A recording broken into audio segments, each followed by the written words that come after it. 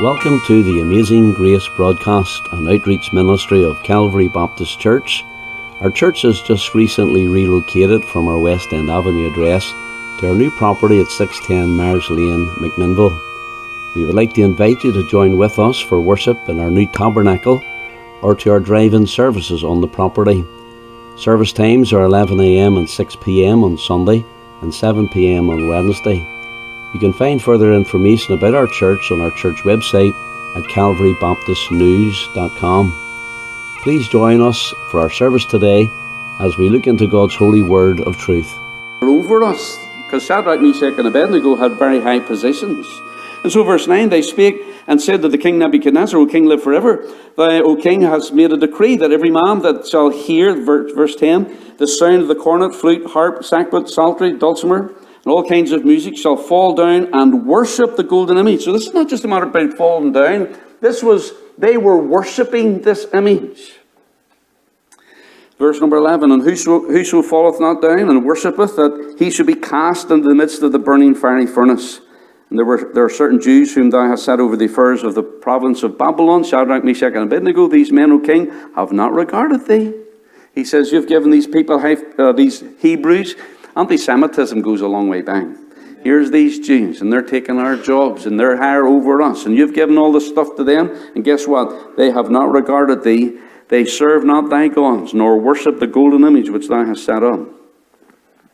So first of all, we see the dilemma of the faithful three here. Now, first of all, they were summoned to go to this dedication, and everybody's going, so they just kind of went along. They didn't really know what was going on. To be honest with you, they didn't really know what they were getting themselves into. But once they got there and they said, now, when you hear the sound of the music, everybody's going to bow down, we're going to worship this thing, we're going to fall down before it. And they said, whoa. We didn't know about that. We were just coming along because we were told to come here, and now you're asking us to bow down and defy our God and worship this false God. We didn't know we were getting ourselves into this. You know, as Christians, you've got to be very careful about what you get yourself into.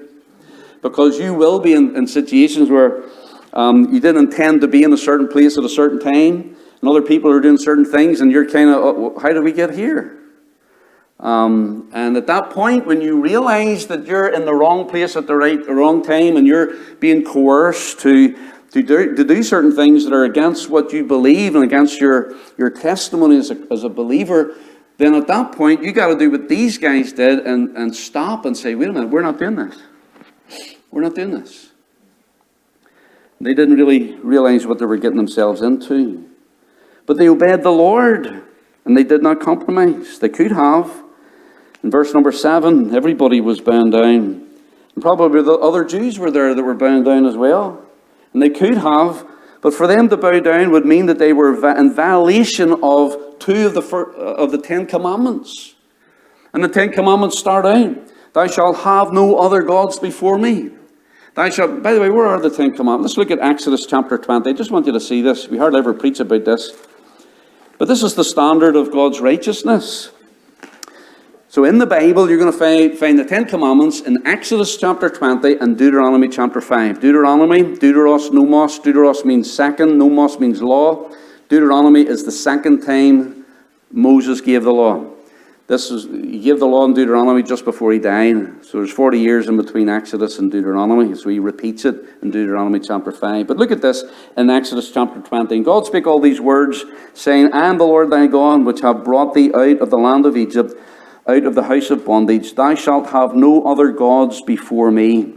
Thou shalt not make unto thee any graven image. You know what that means? You shouldn't make like a statue. Okay? Now Nebuchadnezzar's making the statue, but Israel was never to make graven images. And we shouldn't either. Or any likeness of anything that is in heaven above or that is in the earth. But do you know that the Roman Catholics actually take this out? Do you know that this commandment of not worshipping and not bowing down to idols and stuff, they take out of their Bible? And they take the last commandment, which is thou shalt not covet, and they break it into 2 commandments. You never heard that before, but that's true. Check it out. They don't have this as a commandment. Why? Because Roman Catholics bow down to idols. Well, they say, well, we're just venerating, it's not really worshipping. Well, the Bible definition is if you pray to someone, if you bow down to someone, that's making that thing God. That's what they did with their idols. They bowed down before it. They prayed unto it. They're basically saying that's God. And if you're doing anything like that to an idol, then you're making it God. Thou shalt not make any unto thee any graven image, or of any likeness that is in heaven or above, or in earth beneath, or that is in the waters under the earth. Thou shalt not bow down thyself to them, nor serve them, for I, the Lord thy God, am a jealous God, visiting the iniquity of the fathers unto their children, unto the third and fourth generation of them that hate me. And so there you have the commandments that they knew, that they had memorized, and they said, whoa, for us to bow down to this is in direct violation of these first two of the 10 commandments of God. And so what did they say? We're not doing this. We're not doing this. And because of that, they got in trouble. Look at verse 13. So these boys said, these Jews over here, they're not bowing down. And they report them to Nebuchadnezzar. Look at verse 13. Then Nebuchadnezzar, in his rage and fury, commanded to bring Shadrach, Meshach, and Abednego. And then they brought these men before the king. Oh my goodness. Here's the man really that he was the King of Kings at that point. He was in control of all things. Their lives were in his hands. And he was in a rage and a fury. And they probably thought, we're in trouble now. And they were in trouble. Did you know sometimes when you do the right thing, you're going to get in trouble? Now, we don't like trouble. Well, some people like trouble, but most people who are sane do not like trouble. And I'll tell you what, the Ukrainians they're not looking for trouble, but they found trouble. Trouble came to them. And the Bible teaches us that sometimes when you're in the will of God, that's when the trouble comes. Israel was in trouble with Pharaoh because they served God. Israel will be in trouble with the Antichrist because they belong to the Lord. Yet the Bible says, count it all joy when you fall into diverse temptations or testings or troubles. Every one of us is going to be tested. All of us are going. You've already been tested if you've been saved for any length of time at all. But sometimes when you do what is right, you're going to get in trouble. People are not going to like it. And it's just par for the course for the believer. And, when we read the Bible, read stories like this, we got to understand that that's the way it is. You're going to find yourself in trouble because this world is not our home. You're really in enemy territory. And so you can expect that to happen from time to time. So their dilemma was very real for them. They really were in trouble. So then we see their defiance. Look at verse number 14. Nebuchadnezzar spake and said unto them, he asked them a question, is it true, O Shadrach, Meshach, and Abednego, do not ye serve my gods, nor worship the golden image which I have set up? And so what you have here, he's given them a second chance. Sometimes that's worse than the first time, because by the time you get them coming with a second approach, then you realize the trouble that you're in, and you're thinking, what are we going to do? Should we go ahead and, change our mind on this? And he says, if ye be ready, verse 15 now, if ye be ready. Is there ever a time we should be ready to disobey God? Is there ever a time to be ready to sin, to do wrong? And no. And so when this comes the second time, they have to really be emphatic. This has to be a conviction in their hearts. And I think it was already in their hearts, just like in Daniel chapter 1, when they were sent before them the king's meat. And Daniel purposed in his heart he would not defile himself with the king's meat. These guys were with him. They also purposed in their heart, we're not going to do this. We're not going to sin against our God. And so we see their defiance here. God's grace was provided in this hour of need. Look in verse 16. Their answer, Shadrach, Meshach, and Abednego answered and said to the king, O Nebuchadnezzar, we are not careful to answer thee in this matter. In other words, they weren't anxious. In fact, really, it wasn't even a questionable thing for them. We don't even have to decide about this because this was decided for us a long, long time ago. There is no decision for us to make here. There is only one course for us. And so in verse 17, if it be so, our God whom we serve is able to deliver us from the burning fiery furnace, and he will deliver us out of thine hand, O king. One way or the other, you don't have eternal control and sovereignty over our souls. You can kill our bodies, but you can't kill our souls. And so we will be delivered one way or the other. But what they say in verse 18, but if not, in other words, if God doesn't deliver us in this life right now, be it known unto thee, O king, that we will not serve thy gods, nor worship the golden image which thou hast set up. I marvel at this. The pressure that these guys were under, and yet they had confidence. They had courage. They had calmness under this pressure. There was no excuses or apologies made here. They made an absolute firm stand. And really, you'd have to say it was a defiance. They were defiant against what was being asked of them by Nebuchadnezzar. There's something attractive about that. I make no bones about the fact that the World War II generation, I think it was the greatest generation. And my uncles were fought in the Second World War. Many of your family fought in the Second World War. And I remember, and of course this whole week has just brought all this back to me, but during when Germany in the 1930s and Chamberlain, trying to capitulate and compromise when there was no dealing with Hitler. And so they got rid of him. And Churchill was the man for the hour. Churchill was not successful before the war, and he was not successful after the war. God made him just for the war. The old British bulldog. And he says, we will defy you, Nazis. We will defy you, Hitler. And you come over here, we're going to fight you on the beaches, we'll fight you in the streets, we'll fight you in the countryside, and we will not surrender. And there's something about what happened this week that the world has seen with an overwhelming power of the Russian army and navy and air force coming against Ukraine. When they didn't want to fight, they don't want to fight. But Putin has pushed the fight on them. And everybody, a few days ago were saying, and we're still saying, they're massively outnumbered.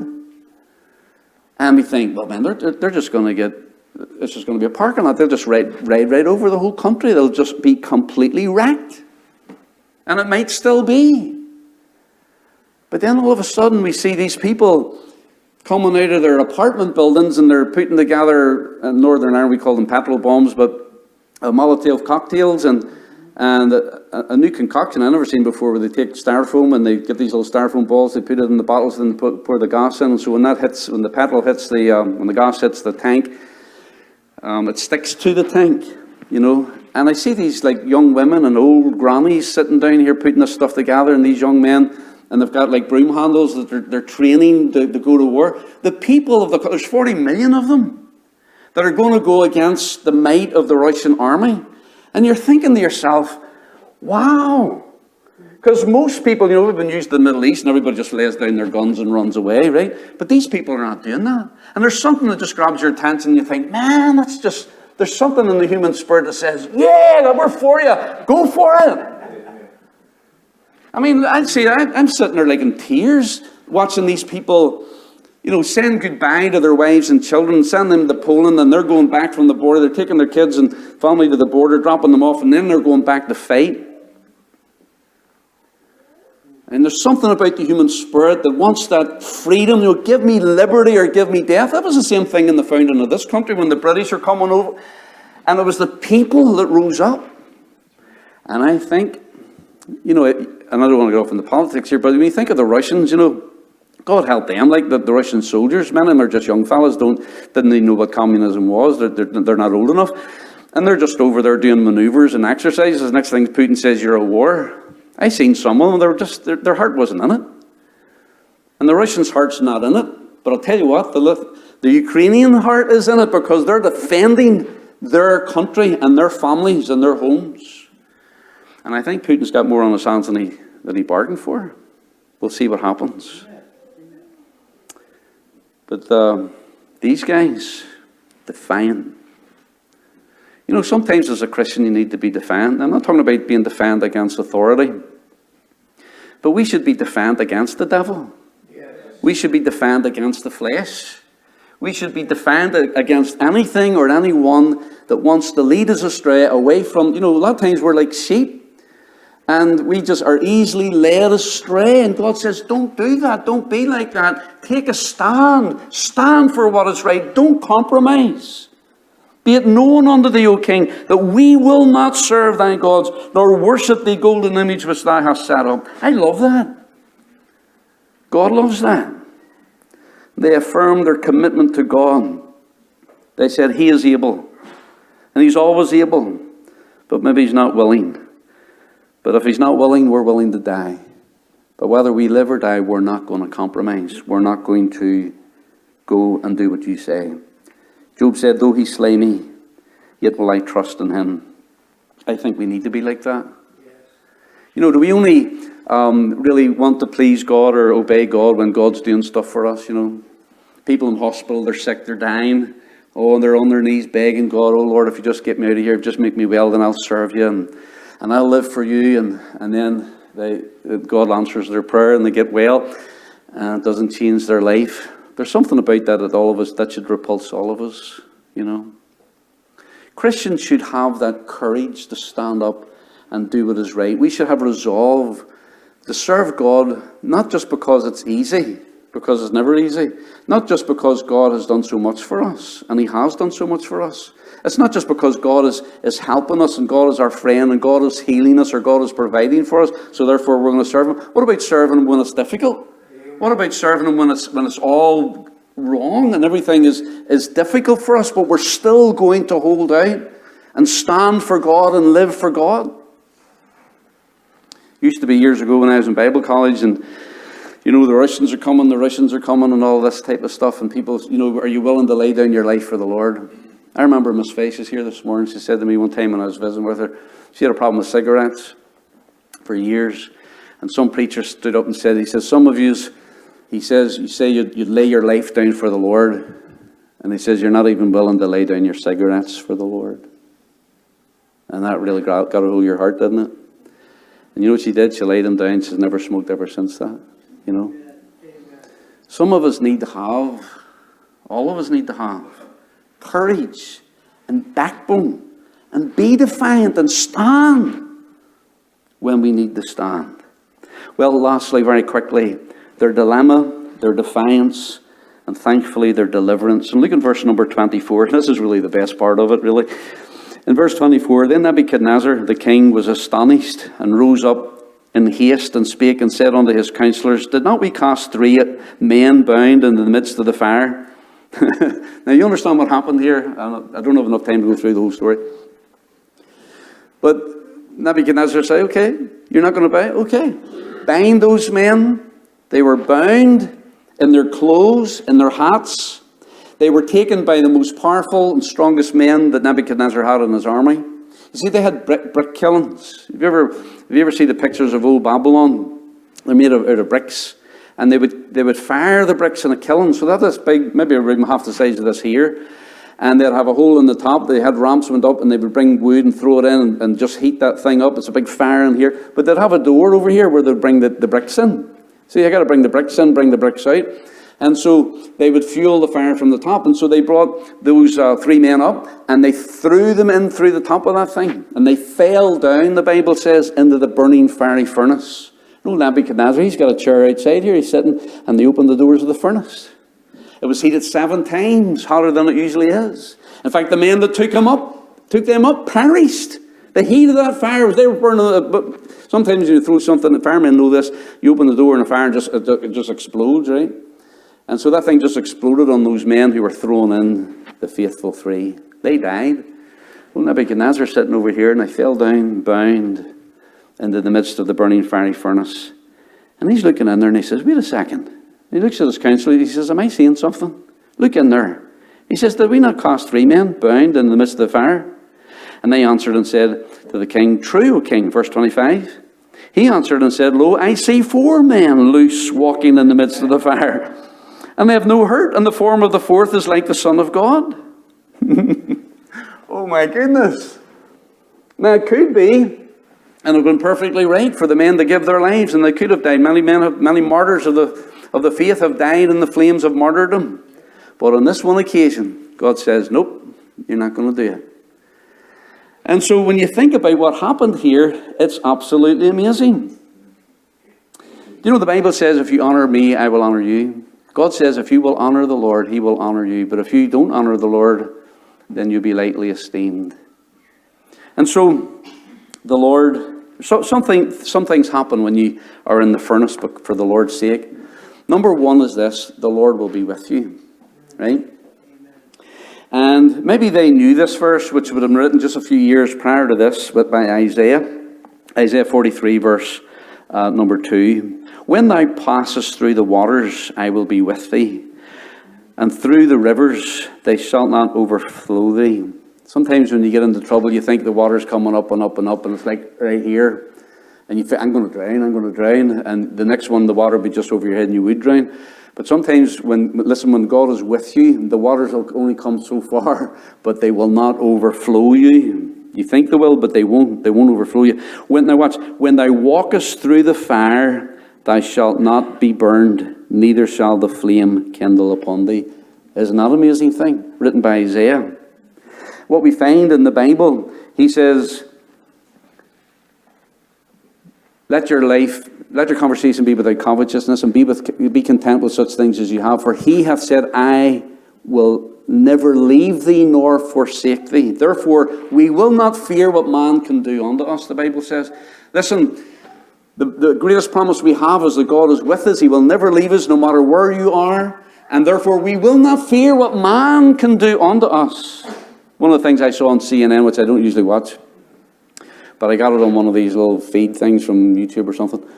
And I was surprised CNN put it on. But they had this view, I don't know if you saw this, they had this view of cave. And there was a woman and probably 5 or 6 people around in the little square. It was just like a little concrete square down off one of the streets. And they were just in a circle. Next thing, they all get down on their knees. There's been filmed by CNN. And the commentator was like, well, we're not quite sure what this is, but I guess they're praying. You know, there's many believers in the Ukraine. And some of the best, many people I've known have went there, and their churches are vibrant. They knew what it was to be the underground church under Russia, under the Soviet Union. And so here's this group of people on their knees praying that God would deliver them. I'll tell you what. God will be with you in your trouble, in the fire. Secondly, you will be free.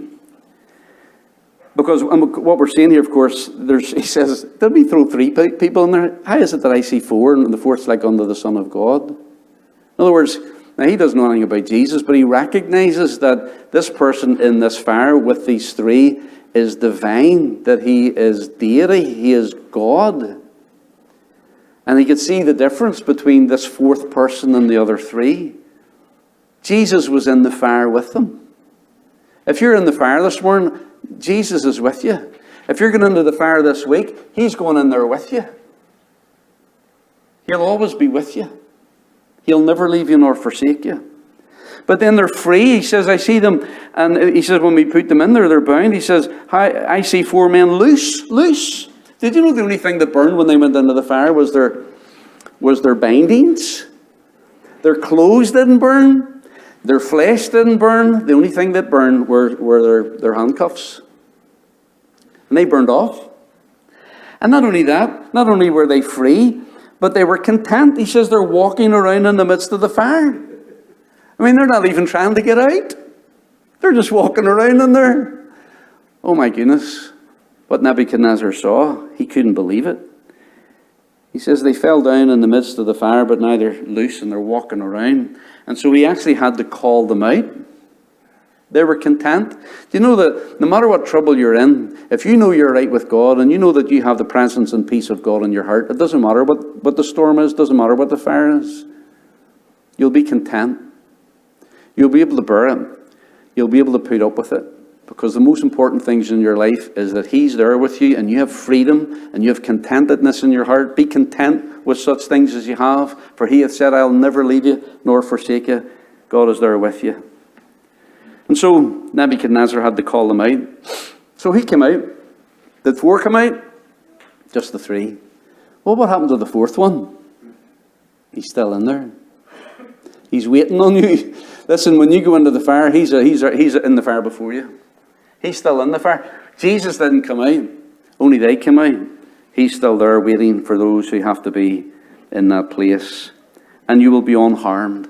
In verse number 25, it says, they have no hurt. They have no hurt.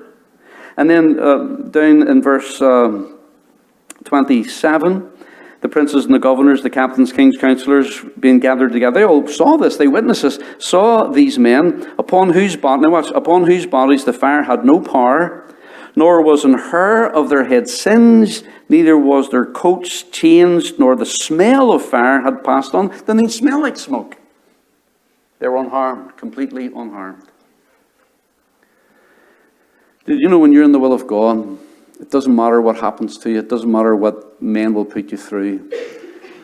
Jesus said this, don't fear people who can only kill the body. He says, fear him who can kill both body and soul in hell forever. They can't touch your soul. They can't touch the peace that you have with God, the relationship you have with God. These men were unharmed. It's interesting in verse 28 that Nebuchadnezzar says, blessed be the God of Shadrach, Meshach, and Abednego, who hath sent his angel and delivered his servants. Now watch this. Here's how Nebuchadnezzar describes them, that trusted in him. These men trusted, blessed be their God, because they trusted in him and have changed the king's word, now watch, and yielded their bodies, that they might not serve nor worship any god except their own God. And these guys were rewarded. They were delivered, but they were rewarded. Do you know what happened? If you read on through the end of the chapter, Nebuchadnezzar turns around and says, nobody can say anything against the God of Shadrach, Meshach, and Abednego. And he says, if you do, your houses will be made like dunghills. And so then, verse 30, the king promoted Shadrach. They were already promoted through Daniel, but now again, the king promoted Shadrach, Meshach, and Abednego in the province of Babylon. In other words, God wins. And when you're on God's side, you're going to win too. Yes. But it's not easy times. Think of this story. How difficult was it? It was very difficult for these men to make the right decision under hard situation. It was very difficult, but it was the right thing to do. And you're putting yourself on God's team when you do that. And he's watching everything. And he says, if you honor me, I will honor you, whether it's this life or the next. Thank you, friends, for listening to our broadcast today. All of our broadcast sermons can be found online at calvarybaptistnews.com. And if you live in the McMinnville, Tennessee area, we would love to have you come visit with us at our new tabernacle at 610 Myers Lane, McMinnville, Tennessee. This is Pastor Tom Fittis wishing you every blessing as you seek to serve the Lord. Then someone cared enough to bring the truth to me. Someone cared, and now my soul is free. I know it wasn't easy to be bold enough to share, but I'm so glad someone cared.